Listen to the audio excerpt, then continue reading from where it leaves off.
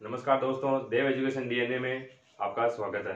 तो आज का हमारा टॉपिक रहेगा घनत्व और आयतन के बारे में। तो दोनों को समझेंगे घनत्व और आयतन क्या क्या है।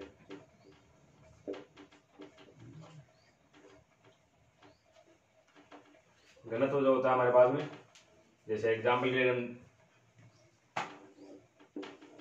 ये कोई हमारे पास जंगल है दो, तो इसमें पेड़ पौधे लगे हैं, इसमें कम है और इसमें पूरा भरा है पेड़ पौधों से पूरा। तो इससे आप क्या समझते हैं? आप नॉर्मली अपनी भाषा में क्या कहेंगे कि ये जंगल घना है और ये कम घना है। तो जो जंगल ज्यादा घना है, मतलब घना वर्ड क्या है, किसके लिए यूज होता है? घनत्व के लिए। घना वर्ड किसके लिए यूज होता है? घनत्व के लिए। तो ये ज्यादा घनत्व हो गया, तो इसका घनत्व क्या हो गया? ज्यादा हो गया हमारे पास, और इसका घनत्व कम। जो घना वर्ड है वो घनत्व के लिए यूज होता है, तो ध्यान में रखना घना से आप।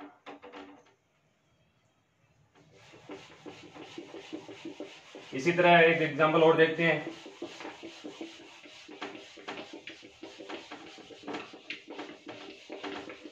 कोई भी एग्जांपल हो सकता है, जैसे पार्किंग के लिए गाड़ियां खड़ी है इधर,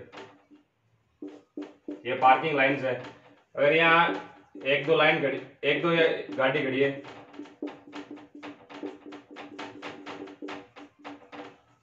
तो ये जो एरिया हो गया वो कम करना है। अगर इसकी जगह हम हर जगह गाड़ियां पार्क कर दें, तो क्या हो गया है? ये एरिया जो है पूरा घना हो गया। इसी तरह हम बालों की बात करें तो बाल जो होते हैं, देखा होगा आपने, बालों में जो डेंसिटी होती है, घनापन होता है, वो किसी के कम होता है, किसी के ज्यादा होता है। तो वही जो घनत्व है, ज्यादा डिफरेंस नहीं है इनमें। घना है जो वर्ड, वो घनत्व के लिए यूज होता है।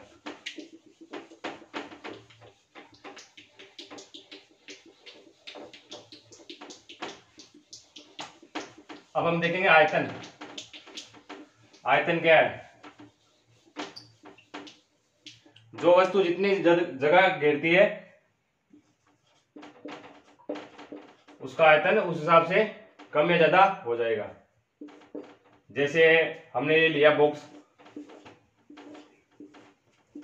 ये हमारे पास कोई बॉक्स है और ये एक बॉल है। ये क्या है? बॉक्स और ये बॉल। तो बॉक्स ने क्या है? ज्यादा जगह घेरी है, तो ज्यादा जगह घेरी है, तो इसका आयतन भी ज्यादा होगा। वॉल्यूम को हम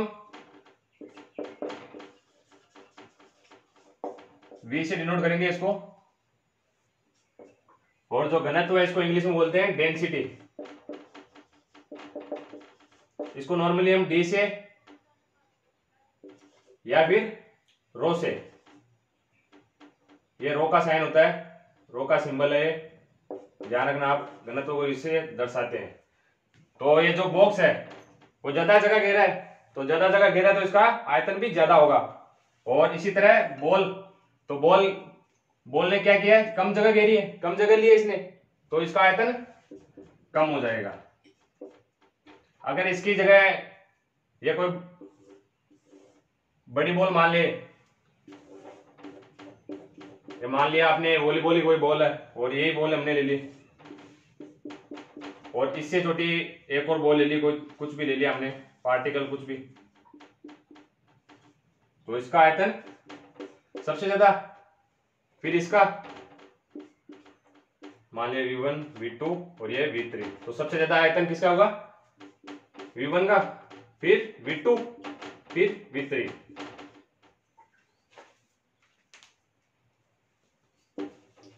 तो हमने देख लिया आयतन और घनत्व के बारे में।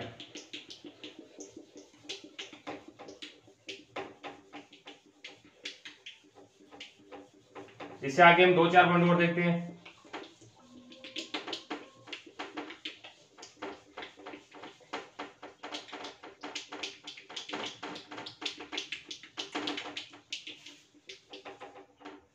फॉर्मूला देखते हैं हम।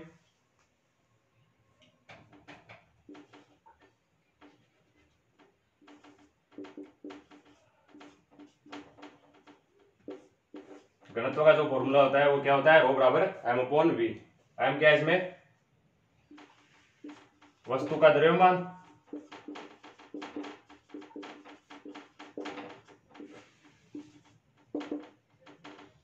रो है घनत्व, और वी क्या हो गया, आयतन। अगर हम एक ही वस्तु की बात करें तो जो द्रव्यमान होगा एक ही वस्तु का अलग अलग जगह एक ही होगा वो, तो m जो हो गया,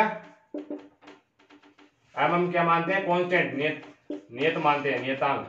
तो नियत करेंगे तो जो घनत्व होगा किसके समानुपाती होगा, 1/v, यानी आयतन के व्युत्क्रमानुपाती होगा घनत्व। इसी तरह आयतन में हम बात करें तो आयतन का फॉर्मूला क्या होगा, इसको इधर ले जाएंगे और ये इस तरफ आ जाएगा, v बराबर m/ρ।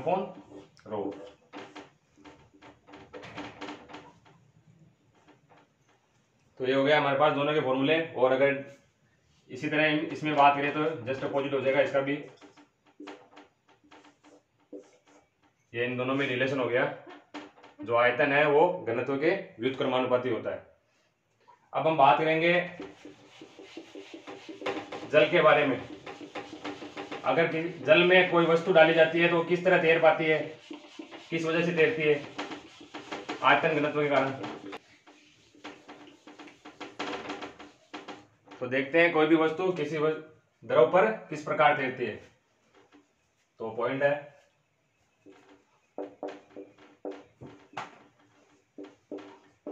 कोई भी वस्तु द्रव पर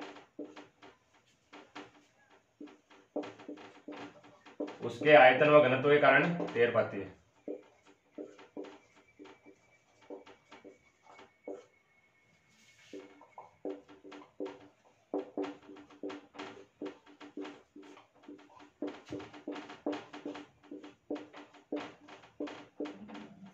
जैसे हमने ले लिया, ये नीचे कोई टैंक है, टैंक में पानी है और इसमें एक अपन डालते हैं बॉक्स, एक बड़ा सा बॉक्स, और एक डालते हैं कील।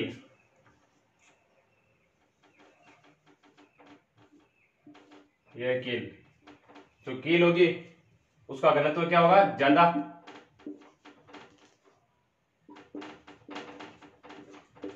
इसका घनत्व ज्यादा और इसका आयतन ज्यादा।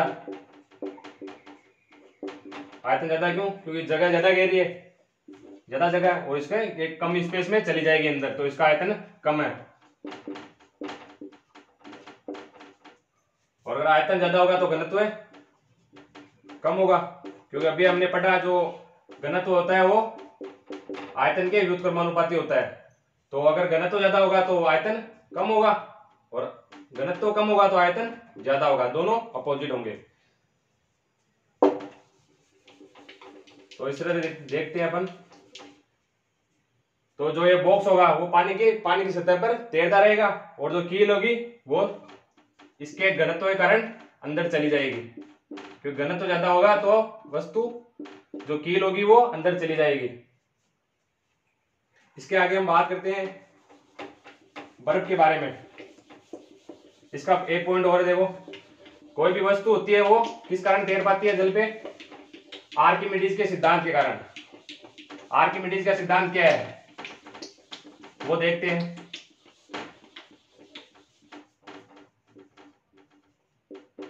कोई भी वस्तु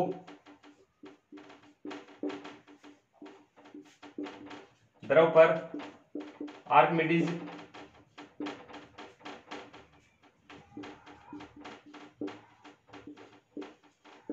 के सिद्धांत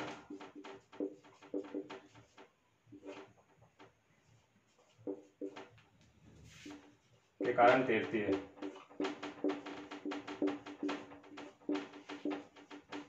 आर्किमिडीज का सिद्धांत क्या है, ये हमारे पास वाटर बॉक्स है, कुछ पानी से भरा है पूरा। इसमें हम अगर लकड़ी या कुछ भी या लोहे का कुछ गुटका डालते हैं,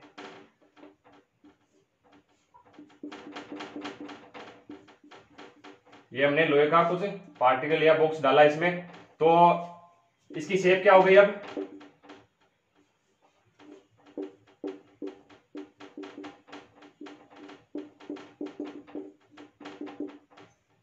तो लोहे के बॉक्स ने जितना स्थान घेरा है उस स्थान का पानी बाहर आ गया। तो इसने मान लो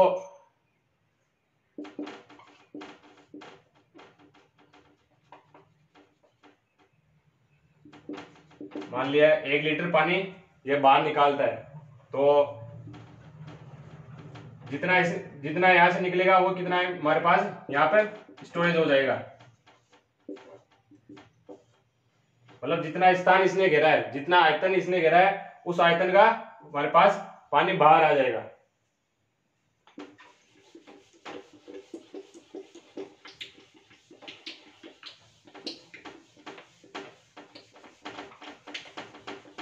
अब हम देखते हैं बर्फ के बारे में। बर्फ के कुछ एक पॉइंट है, उन पे चर्चा करते हैं।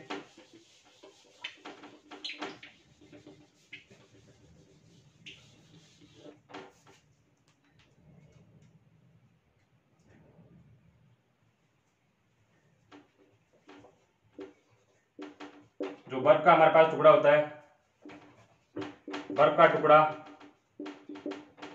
पानी की सतह पर तैरता है।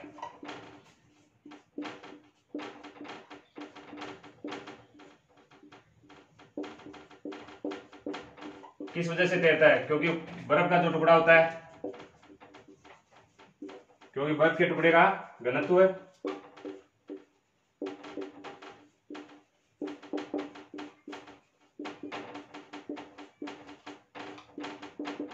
पानी से अधिक होता है। अधिक कैसे होता है वो हम बात करेंगे।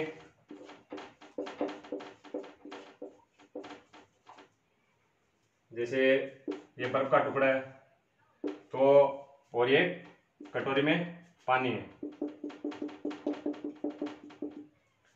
तो जो बर्फ का टुकड़ा होता है वो क्या होता है? सॉलिड, ठोस अवस्था में, और ये द्रव अवस्था में। तो जो ठोस के अणु होंगे वो पास पास होंगे, बिल्कुल पास पास होंगे, और जो द्रव के है वो दूर दूर है। तो इससे हमें क्या पता चल रहा है? घनापन किसमें है? बर्फ के टुकड़े में। तो इसका घनत्व ऑटोमेटिकली ज्यादा हो जाएगा और इसका घनत्व कम होगा। इस वजह से बर्फ का टुकड़ा है जो पानी की सतह पर तैर पाता है।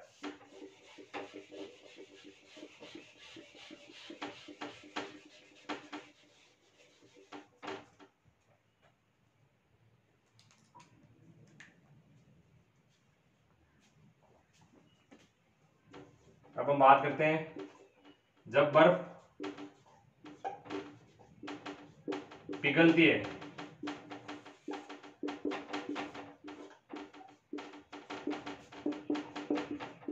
तो उसका आयतन जो होता है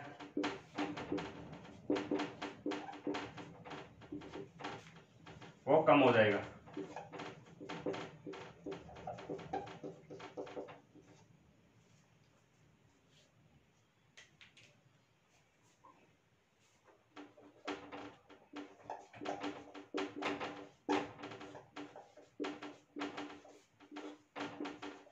और जो घनत्व है बर्फ का वो अपरिवर्तित रहता है। क्यों रहता है बताते हैं। नोट कर लिया होगा आपने, ऊपर से मिटा रहा हूं मैं इसको।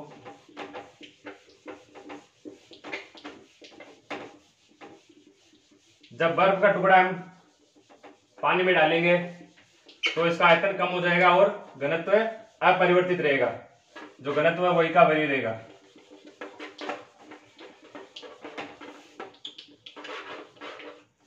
अब भाई देख, हमने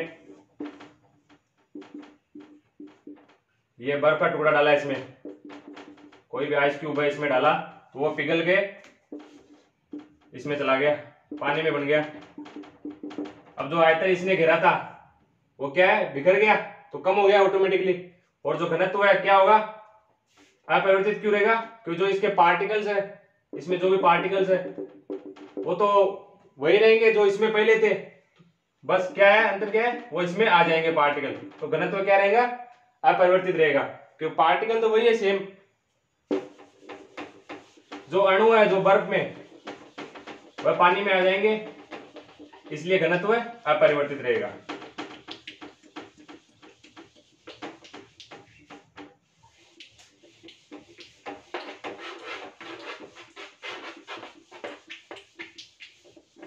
बर्फ के बारे में 2-4 पॉइंट हो रहा है, सभी आपको बता दे रहा हूं यहाँ।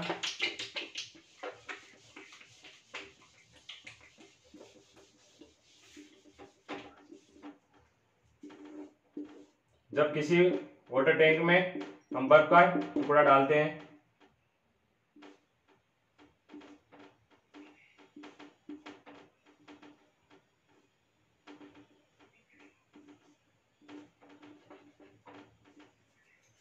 ये मान लिया है बर्फ का टुकड़ा है, बर्फ है, ये क्या है वाटर टैंक। तो हमने बर्फ डाली, तो बर्फ डालने के बाद जो इसका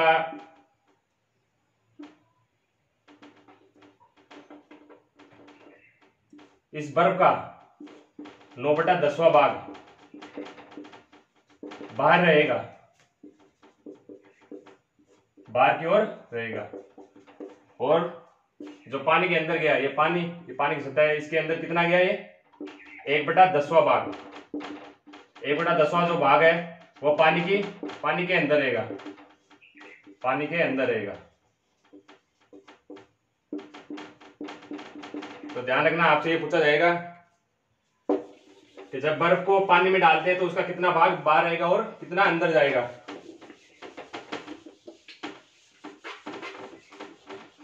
इसी तरह हम बात करें, अगर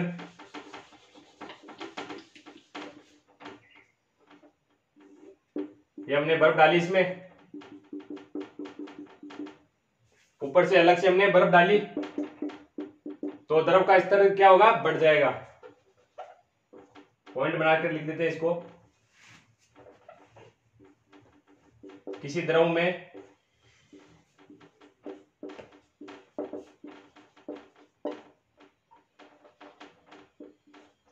बर्फ डालने पर द्रव का स्तर क्या हो जाएगा, बढ़ जाएगा, द्रव स्तर बढ़ जाएगा।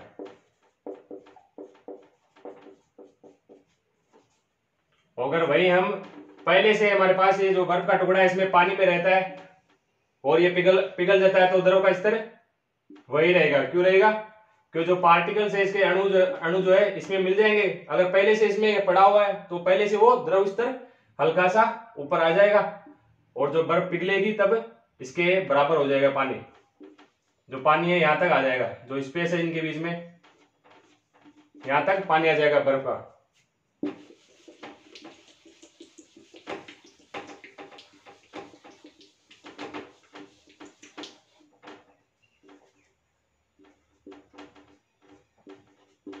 द्रव में पहले से विद्यमान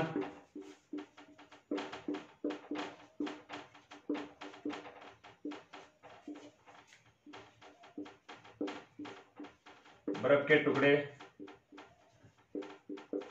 के पिघलने पर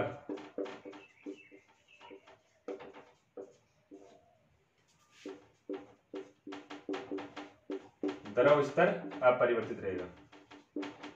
तो दो अलग अलग पॉइंट हो गए हमारे पास कि अगर बर्फ को अलग से डाला जाए ऊपर से अलग से तो द्रव स्तर क्या होगा, बढ़ जाएगा। अगर हम बात करें कि जो बर्फ का टुकड़ा है वो इसके अंदर ही है, बर्फ जल के अंदर ही है, तो द्रव स्तर अपरिवर्तित रहेगा। इसी का आगे पॉइंट है,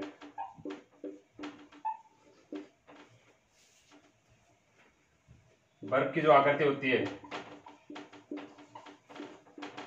खुले पिंजरे के समान होती है।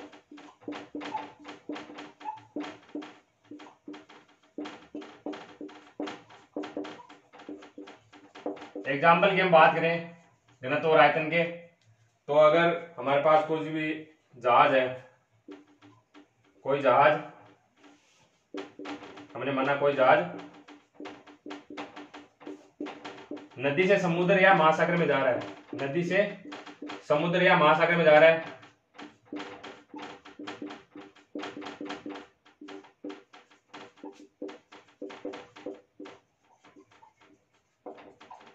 तो वो जहाज क्या होगा,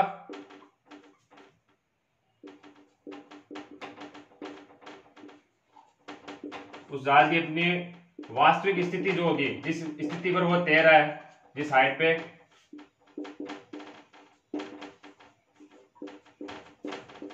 उससे थोड़ा ऊपर उठ जाएगा।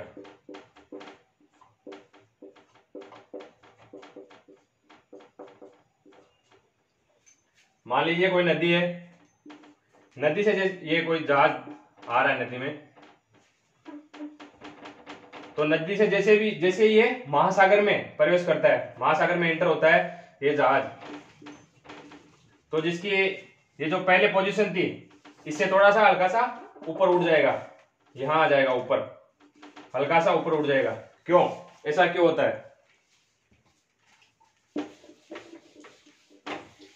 क्योंकि जो महासागर का घनत्व है, महासागर या जो समुद्र है हमारे पास, उसका घनत्व है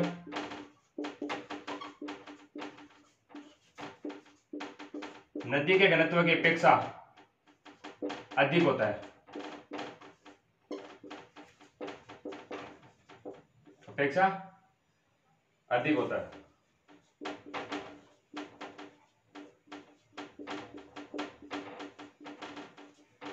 तो ये हो गया हमारे पास जब जहाज नदी से महासागर या समुद्र में आता है। इसके विपरीत हम देखते हैं, अगर कोई जहाज समुद्र या महासागर से नदी में एंटर होता है, नदी में प्रवेश करता है, तो उसकी वास्तविक स्थिति पर क्या फर्क पड़ेगा, क्या प्रभाव पड़ेगा?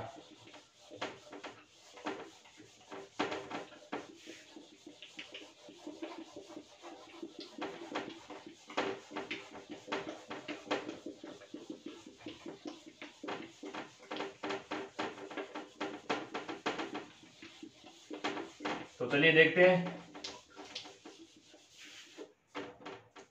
ये पहले हमने महासागर लिया, इसमें कोई जहाज है ये, और यहां से फिर नदी में एंटर कर देंगे। ये नदी है और ये समुद्र, समुद्र से नदी में जाएगा जहाज, तो अपनी वास्तविक स्थिति से अंदर धंस जाएगा। पहले मान लो ये यहां पे तैरा था, इसकी स्थिति क्या थी, यहां पर थी, तो जैसे ये नदी में एंटर हुआ तो क्या हो गया, हल्का सा नीचे धंस गया। ऐसा क्यों? क्योंकि नदी का वही पॉइंट है, जो नदी का घनत्व होता है वो समुद्र की अपेक्षा कम होता है।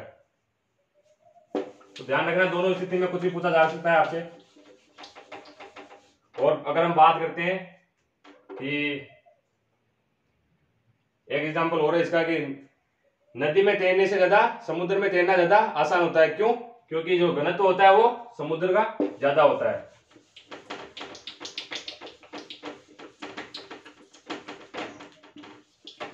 इसके आगे हम बात करते हैं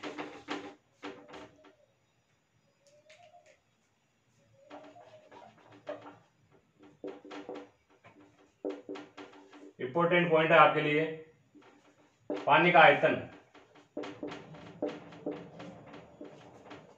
0 डिग्री सेंटीग्रेड पर सर्वाधिक होगा।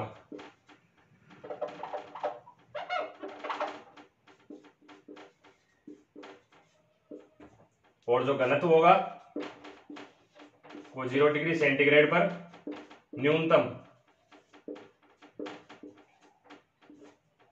और जैसे हमने पानी को गर्म किया, और गर्म करने के बाद जब पानी का तापमान 4 डिग्री सेंटीग्रेड पर पहुंच जाता है, जब पानी का तापमान 4 डिग्री सेंटीग्रेड पर पहुंच जाता है, तो क्या होगा, पानी का जो आयतन होगा वो कम हो जाएगा, न्यूनतम होगा। उस स्थिति में पानी का जो आयतन होगा वो न्यूनतम होगा। और जो घनत्व की हम बात करें, तो घनत्व क्या हो जाएगा, 4 डिग्री सेंटीग्रेड पर सर्वाधिक।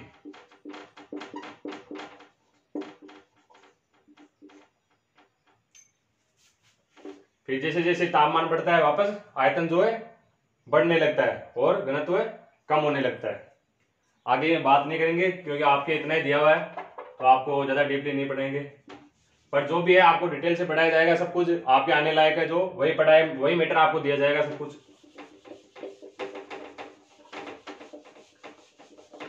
तो जो आपके आने लायक है, जो मैटर आपके आने लायक है, वही आपको पढ़ाया जा रहा है। उससे आउट आपके कुछ भी नहीं जाएगा।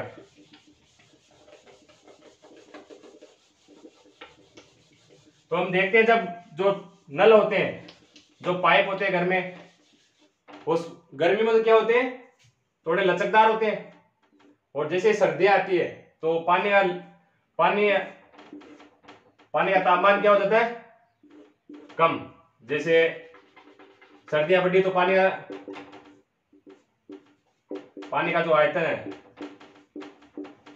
अभी हमने पढ़ा 0 डिग्री सेंटीग्रेड पर, 0 डिग्री सेंटीग्रेड पर अधिक होता है। तो जैसे पानी ठंडा होगा, पानी ठंडा होने की वजह से पाइप क्या होता है, टाइट हो जाता है, क्योंकि आयतन जो होता है 0 डिग्री सेंटीग्रेड पर अधिक होता है, क्योंकि 4 डिग्री सेंटीग्रेड के जो नीचे होता है पानी, वो उसका आयतन बढ़ा हुआ रहता है। जैसे 4 डिग्री सेंटीग्रेड के ऊपर पानी जाता है, उसका आयतन कम होता जाता है। और पानी ज्यादा ठंडा होने पर पाइप जो होते हैं वो फट भी सकते हैं। वैसे हम बात करें, कोई बोतल ली हमने और इस पर ये ढक्कन लगा हुआ है, इसमें पूरी तरह से पानी भरा हुआ है, और इस बोतल को हम 0 डिग्री सेंटीग्रेड पर आने के लिए 0 डिग्री सेंटीग्रेड पर आने के लिए ठंडा करते हैं।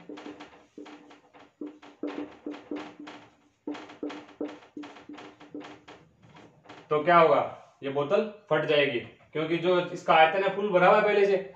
और जैसे 0 डिग्री सेंटीग्रेड पर आएगा, 0 डिग्री सेंटीग्रेड पर आते ही इसका जो आयतन है वो बढ़ जाएगा। और आयतन बढ़ने से क्या होता है, हमें स्पेस चाहिए, हमें जगह चाहिए ज्यादा, और उसके पास जगह नहीं है। तो जगह आने के लिए, जगह मिलने के लिए इसको ये फट जाएगी, जगह मिलते ही ये फट जाएगी।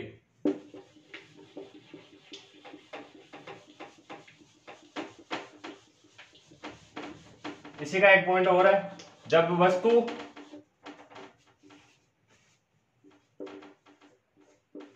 द्रव की सतह पर तैर रही होती है,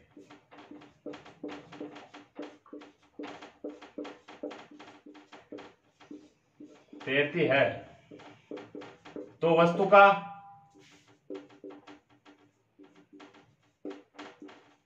जो आभासी भार होता है वो क्या होता है, शून्य। वस्तु का आभासी भार शून्य होगा, क्योंकि वास्तविक भार है जो वस्तु का, वो तो वही रहने वाला है। जैसे हम पानी के ऊपर तैरते हैं तो हमारा जो रियल वेट है, जो हमारा वास्तविक भार है, वो तो वही रहेगा। जैसे 60 किलो जो भी है, कुछ भी है, तो वो तो वही रहने वाला है। लेकिन जो हम तैरते हैं तब आभासी भार हमारा क्या हो जाएगा, शून्य। अगर वस्तु हल्की रहती है, ये अप्लाई कब होगा, वस्तु जब हल्की होती है, तो इसका वास्तविक भार, अवास्तविक भार जो रहेगा वो एक्चुअल वेट होगा इसका, वो वही रहेगा जो आभासी भार है। आभासी भार क्या हो जाएगा इसका, शून्य। तो आज की क्लास हमारी यही खत्म होती है। तो आपको अगर वीडियो पसंद आई हो, उम्मीद है आपको वीडियो पसंद आई होगी, तो वीडियो को ज्यादा से ज्यादा लाइक कीजिए, कमेंट कीजिए और शेयर कीजिए। धन्यवाद।